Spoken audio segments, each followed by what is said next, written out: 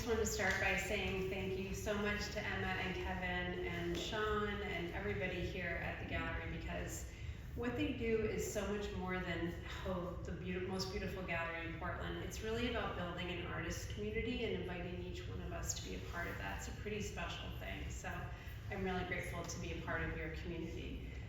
So my paintings are encaustic, and some of you might hear that word and not know what it means.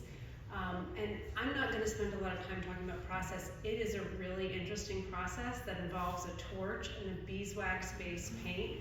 And if you're interested, come talk to me, because I love to talk about it. But I'm much more interested in what my work is about, and I think maybe you might be too.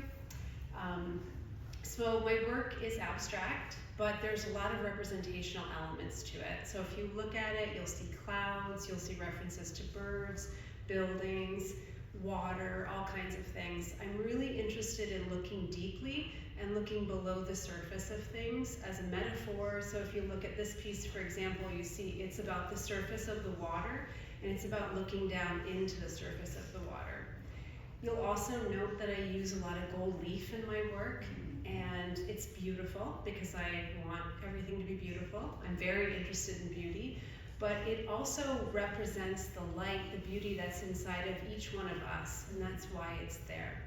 The most recent series that I've been working on is Vita, which is in the back corner here. It's the white one, and this is a little bit different from some of the other work that I've shown over the last few years, because it involves writing lines from a poem with my non-dominant hand, often with my eyes closed, over and over, just that line, so that that intention is imbued in the work. So this piece in particular has a line from a Mary Oliver poem, and it just says, "When I go among the trees, the perfect trees," and I kept writing that over and over and over, sort of as a mantra.